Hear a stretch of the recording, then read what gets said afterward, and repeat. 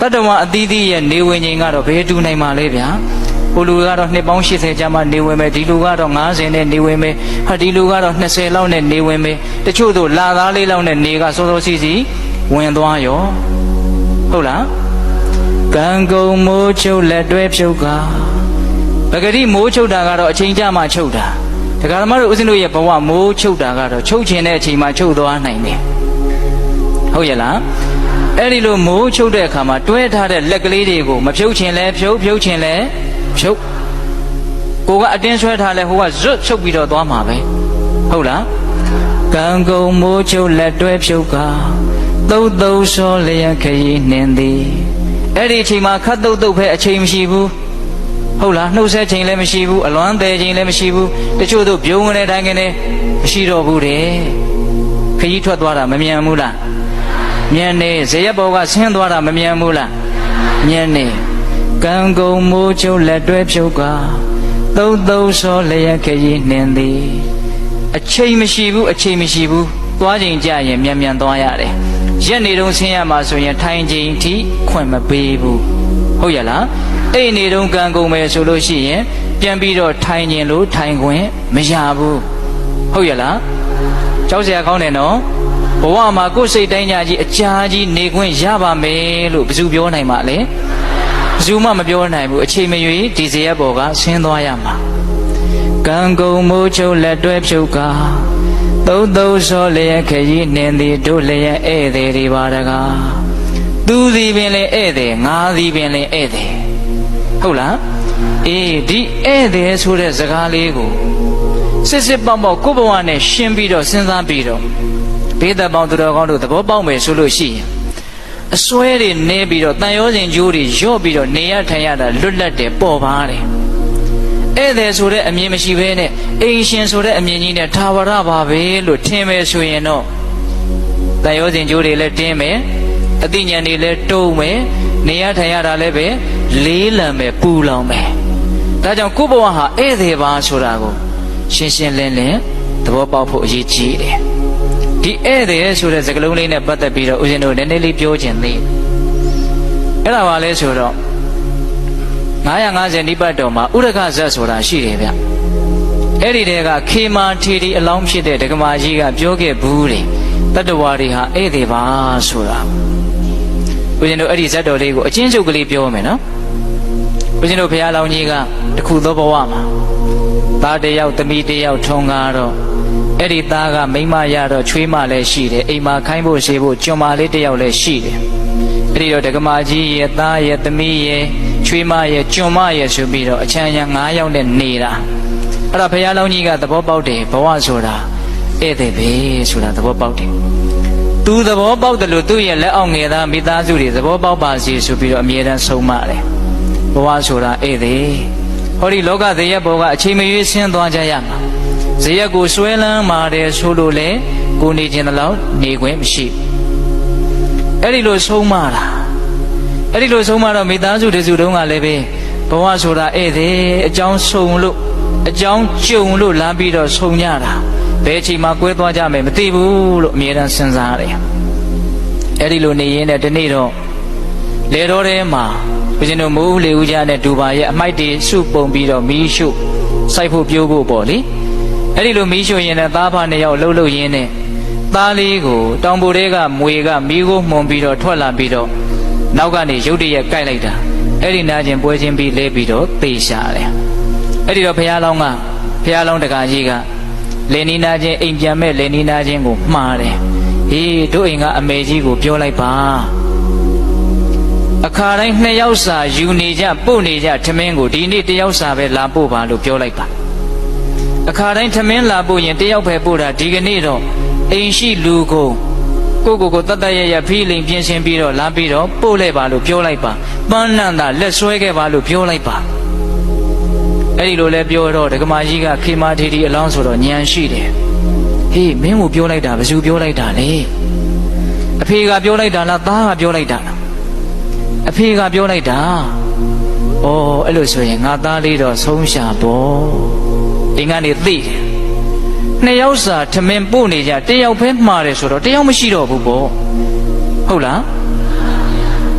အကုန်လုံးလာခဲ့ရမယ်ဆိုတော့နောက်ဆုံးခရီးကလေးမို့နှုတ်ဆက်တဲ့အနေပေါ့သဘောပေါက်တယ်နော်ဓမ္မကြီးကအဲ့ဒါနဲ့အိမ်ရှိတဲ့လူတွေကိုကဲငါသားတော့သေးပြီဟဲ့သမီးမင်းအကိုတော့သေးပြီချွေးမကိုလည်းမင်းယောက်ျားတော့သေးပြီအေးတို့စဉ်းစားခဲ့တယ်ဘဝဆိုတာဧည့်သည်အခုအဲ့ဒီဧည့်သည်ကအရင်လက်ဥစွာဒီကျဲပေါ်ကဆင်းသွားပြီတို့ကိုနှုတ်တောင်ဆက်မသွားဘူးအဲ့ဒါနဲ့အိမ်ရှိလူကုန်ပန်းနန္တာလက်ဆွဲပြီးတော့လေတော်ကိုလိုက်တယ်ဟိုရောက်တော့ထင်းတဲ့အတိုင်းပဲအဲ့ဒီမှာသားအလောင်းကိုစေးသေးကြည့်တမိသားစုလုံးမျက်ရည်တစ်ပေါင်းမှမကျဘူးစောစည်းစွာကြိုတင်ပြီးတော့သိမြင်ထားတဲ့အသိဉာဏ်တွေရဲ့ခွန်အားပေါ့နော်အေးမျက်ရည်မကျဘူးအဲ့ဒါကိုစုပုံပြီးတော့ထင်းကြောက်ကလေးတွေပါလေးတွေစုပြီးတော့သားအလောင်းကိုနေချင်းပြီးမီးရှို့တယ်တကြိုတယ်ဘေးမှာဘယ်ပိဋကမှာဖိတ်တယ်လို့လည်းမပါဘူးဟုတ်လားသာသနာ့ဘဆိုတော့ဘုန်းကြီးလည်းရှိဟန်မတူပါဘူးဘုန်းကြီးပင့်တယ်လို့လည်းမပါဘူးလေတော်ထဲမှာဒီတိုင်းသေးလို့ဒီတိုင်းပဲရှုပ်ပလိုက်တာပဲဒါပေမဲ့သူတို့ရဲ့စိတ်တန်တာမှာကုသိုလ်ဆိုတာကတော့ဖြစ်နေတယ်ကုသိုလ်ဆိုတာစိတ်ထဲမှာကောင်းတဲ့သဘောဖြစ်တာတဘာဝကျတဲ့သဘောဖြစ်တာကုသိုလ်ခေါ်တာမဟုတ်လား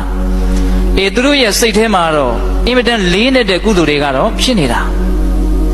အဲ့ဒီမှာဝိုင်းပြီးတော့သားရဲ့အလောင်းမီးတစ်ဖြက်ဖြက်လောင်ကျွမ်းသွားတာကိုဒီတိုင်းပဲဇင်ပြေနေပြေထိုင်ကြည့်နေတယ်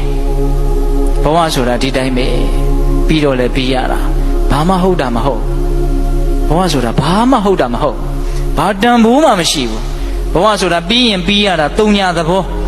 ဒါကြောင့်မြတ်စွာဘုရားဘဝကိုတုံညာလို့ဟောတာတုံညာဆိုတော့1လည်းမဟုတ်ဘူး2လည်းမဟုတ်ဘူးဘာမှခဏန်းတက်လို့မရဘူးဘာဖြစ်လို့လဲပြီးရင်ပြီးသွားတာမို့လို့မပြီးရင်လို့မရဘူးဒါပေမဲ့တရားဓမ္မတို့ဥစဉ်တို့ပုထုဇဉ်တွေဆိုတာကတော့ဘဝဟာပြီးသွားတာပဲဆိုတာကိုသဘောမပေါက်တော့ဘဝကိုတန်ဖိုးရှိတယ်လို့ထင်တယ်ဘဝကိုကြည်ကျယ်တယ်ဘဝကိုခံထားတယ်လို့ထင်တယ်ဒါကြောင့်ကဏ္ဍတွေအမျိုးမျိုးတက်တယ်တန်ဖိုးတွေအမျိုးမျိုးကတ်တယ်တစိမ့်တွေအမျိုးမျိုးကတ်ထားတယ်ဘဝကိုသိတန်ဖိုးရှိတယ်လို့ထင်တာထားပါတော့စကားတွေဘေးထွက်ကုန်ပြီတခါကြီးဒီမိုင်းများအေးအဲ့ဒါလို့သူတို့ရဲ့ပွားများအပ်သောစိတ်ဓာတ်ဘာဝနာရဲ့အစွမ်းတတ္တိကြောင့်မျက်ရည်မကျဘူးအဲ့ဒီစိတ်ဓာတ်ရဲ့အစွမ်းတတ္တိကမျက်ရည်မကျယုံမျှမကဘူးတရားမင်းရဲ့နေရာကိုတောင်တုန်လှုပ်စေတယ်အဲ့ဒါတရားမင်းကပုံနာရောင်ဆောင်ပြီးတော့ရောက်လာတာအံ့ဩစရာကောင်းလိုက်တာသားအရင်ခောက်ခောက်သေးတာကိုတရားမှမငို့ဘူးအဲ့ဒါနဲ့မသိချင်အောင်ဆောင်ပြီးတော့အဲ့ဒီပုံနာဧည့်သည်ရောင်ဆောင်ထားတဲ့ပုံနာကမေးတာဟေးသားသမင်ကိုမီးရှို့နေတာလားလူကိုမီးရှို့နေတာလားဟာလူကိုမီးရှို့နေတာပါအံ့ဩတယ်လူဆိုရင်ဒါသင်တို့ရဲ့ရန်သူပဲဖြစ်မယ်တဲ့ရန်သူမဟုတ်ပါဘူးသားပါတူရီတော်သားပါသားဆိုရင်လည်းသင်တို့မုန်းတဲ့သားပဲဖြစ်မယ်မမုန်းပါဘူးအင်မတန်ချစ်တဲ့သားပါဟာဒါနဲ့ဘာလို့မငို့တော့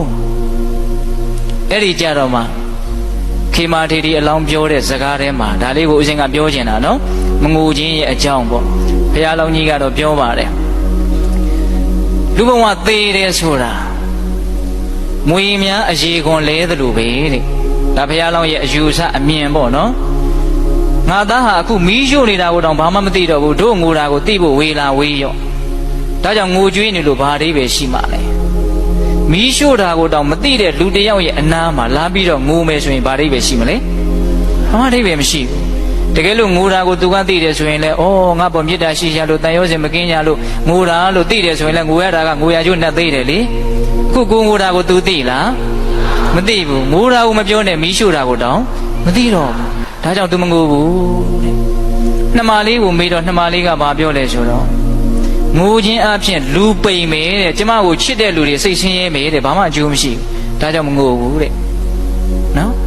ဇနီးကိုမေးတဲ့အခါကျတော့မငိုပါဘူးတဲ့သေပြီးသားလူကိုတန်းတက်ပြီးတော့ပူဆွေးတာဟာလာကိုတန်းတက်ပြီးတော့ငိုတဲ့ကလေးတဲ့ယူတယ်တဲ့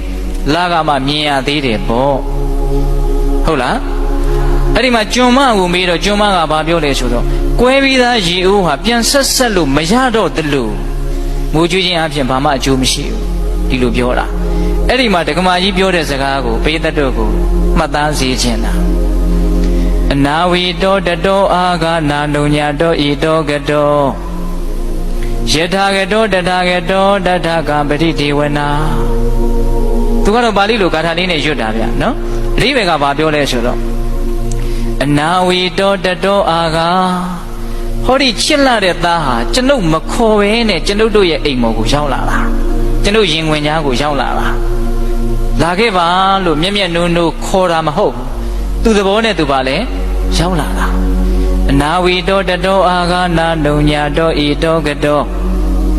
ပြန်သွားတော့လည်းပဲကျွန်ုပ်တို့အနူးအညွတ်ခွင့်မပြုဘဲနဲ့သူ့စိတ်ကူးနဲ့သူ့ဟာသူပြန်သွားတာလာခဲ့လို့လည်းမခေါ်ပြန်သွားပါလို့လည်းခွင့်မပြုဘူးခွင့်မပြုတဲ့ကြားတဲ့ကပြန်သွားတာအဲ့ဒါနဲ့အင်မတန်တူတယ်နော်လာခဲ့လို့လည်းခေါ်လို့ရတာမဟုတ်ဘူးပြန်မသွားနဲ့လို့လည်းပဲဆွဲထားလို့ရတာမဟုတ်ဘူးဟုတ်လားမခေါ်ဘဲနဲ့လာပြီးတော့စိတ်တိုင်းမကြဘဲနဲ့ပြန်ထွက်ခွာသွားတာအဲ့ဒါလို့လာခြင်းတို့လာပြီးတော့သွားခြင်းတို့သွားတဲ့ဒီလူသားတယောက်အတွက်ငိုကြွေးနေလို့ဘာကျိုးရှိမှလဲတဲ့ဒီစကားလေးပြောတာဒါကြောင့်ပိဿပေါင်းသူတော်ကောင်းတို့တရားမင်းကြီးကတော့သူတို့ရဲ့အသိဉာဏ်တွေကိုပူဇော်သောအဖြစ်ယတနာမူတွေရွာသွန်းပေးသွားတယ်လို့ပြောတာပဲဟုတ်လားဒီတော့ဒကာဓမ္မတို့ဦးဇင်းတို့တွေကတော့အဲ့ဒီမိသားစုလူတွေနာရီမရခြင်းနေပါစေစိတ်နှလုံးရဲ့လွတ်လပ်မှုပေါ်ပါမှုအမြင်ကြီးမှုဉာဏ်ပညာကြီးမှုကိုရည်ရွယ်ပြီးတော့ရကျင်တဲ့စိတ်နဲ့ဘဝဆိုတာဧည့်သည်ပဲငါလည်းပဲအချိန်ထွက်ရမယ်မသိသူလည်းပဲအချိန်ထွက်သွားမယ်မသိတယောက်ယောက်ကတော့တယောက်ယောက်ကိုခွဲပြီးတော့သွားမှသိကြတယ်နော်ကိုယ်အိမ်ကလူတွေကိုကိုယ်အရင်ခွဲသွားစေခြင်းပါသလားဟမ်ဒကမာကြီးတွေကိုယ်အိမ်ကလူတွေကိုကိုယ်အရင်အိမ်ကနေထွက်သွားစေခြင်းပါသလားမသွားစေခြင်းဘယ်လိုလုပ်မလို့ကိုကအရင်ထွက်ဖို့ရှိကိုယ်အိမ်ကလူတွေကိုကိုယ်အရင်ထွက်မသွားသေးခြင်းဘူးဆိုရင်နီးတနည်းတော့ရှိတယ်နော်အဲ့ဒါဘယ်လိုလုပ်ရမလဲကိုကအရင်ထွက်ချင်တာဟာအဲ့ဒီကပိုးပြီးတော့တောင်ကြိုက်เสียမကောင်းသေးတယ်အဲ့ဒါကြီးကပိုးတောင်ဆိုးသေးတယ်ဘဝမှာတစ်ခါတရံကောင်းတာရွေးချယ်စရာမရှိဘူးနော်အဆိုးကြီးနဲ့အဆိုးလေးပဲရွေးရတာကောင်းတာမပါဘူးကိုကထွက်သွားဖို့ဆိုတာလည်းပဲလုံးဝမကောင်းဘူးကိုရင်သူတို့ထွက်သွားဆိုတော့လေလုံးဝမကောင်းဘူးမကောင်းမေကြီးအဲ့ဒီမကောင်းတစ်ခုတစ်ခုခုကတော့သေချာပေါက်ရွေးကိုရွေးရမယ်ဒကာကြီးဒီမိုက်မြဒါကြောင့်ဘဝဆိုတာဒုက္ခဆိုတာဒါပြောတာဒါအပေါ်ယံမရှိသေးတာနော်ဟုတ်လားဒါကြောင့်ကိုယ်အရင်သူတို့ထွက်ခြင်းထွက်မယ်သို့မဟုတ်ကိုကရင်သူတို့အရင်ထွက်ခြင်းထွက်မယ်သေချာတာကတော့အာလုံးသောတတ္တဝါတွေသည်ဧည့်သည်အဲ့ဒီဧည့်သည်ဆိုတဲ့စကားလုံးကိုတကယ်သဘောပေါက်အောင်ပေးတတ်လို့စဉ်းစားမယ်ဆိုလို့ရှိဘဝရဲ့ပေါ်မှာဆွဲလန်းတဲ့သဘောမမောတဲ့သဘောအဲ့ဒီဆွဲလန်းခြင်းမမောခြင်းကြောင့်ရလို့စိတ်ရခြင်းစိတ်လူခြင်းစိတ်ကြောင့်မကောင်းတာတွေလုံမဲ့သဘောဒါတွေအားလုံးစက်တိုက်ကြီးနဲသွားနိုင်တယ်ဟုတ်လားအတ္တဆွဲတွေနဲသွားနိုင်တယ်မြင့်မြတ်တဲ့စိတ်တွေကိန်းလာနိုင်တယ်နေရမယ့်အချိန်တူတူလေးကိုတန်ဖိုးအကြီးကြီးထားလာနိုင်တယ်ဘဝရဲ့လက်ကျန်အချိန်မှာတန်ဖိုးမရှိတဲ့အလုပ်တွေကိုလုပ်ရင်းနဲ့အချိန်ကုန်ရမှာနှမျောတက်လာမယ်သဘောပေါက်လားအခုဒကာမတို့ဦးဇင်းတို့တွေကနေရတဲ့ဘဝကိုမနှမျောဘူးတရက်ကုန်သွားလို့နှမျောလိုက်တာလို့မရှိဘူးရှင်းတောင်မရှင်းသားမိဘူးတကယ်ဆိုရင်ဘဝဟာသိပ်တန်ဖိုးရှိတယ်အထူးသဖြင့်သာသနာနဲ့တွေ့နေတဲ့ဒီဘဝဟာသိပ်တန်ဖိုးရှိတယ်ကောင်းတာတွေကိုလှုပ်ပိုင်ခွင့်ရှိတယ်ယဟန္တာဖြစ်အောင်လုပ်မယ်ဆိုရင်လုပ်လို့ရတယ်အဲ့ဒါလောက်ကောင်းနိုင်ခွင့်ရှိတဲ့ဒီအချိန်ဒီဘဝဒီအခြေအနေကောင်းတွေကိုတန်ဖိုးမရှိတဲ့အလုပ်တွေအတွက်အကုန်ခံရမှာနှမျောတယ်ဘဝကိုဧည့်သည်လို့မြင်တဲ့လူဟာလေဒါကြောင့်ဘဝကိုနှမျောတတ်တယ်ပြီးတော့ဗာလဲဆိုတော့အတူတူနေရတဲ့လူတွေပုံမှာမေတ္တာပို့ကြည့်တယ်ခဏလေးနေရမှာခဏလေးတွေ့ရမှာဦးဇင်းကဒါကြောင့်ဖိုးကြီးဖွားကြီးတွေတွေ့လို့ရှင်စိတ်ထဲကအလိုလိုမေတ္တာဖြစ်တယ်မကြဘူးမကြတော့ဒီစိတ်ကူးကလေးဒီအတွေးကလေးဟာစိတ်ကိုနူးညံ့စေတယ်ဟုတ်လားတခါကြီးမိုက်များ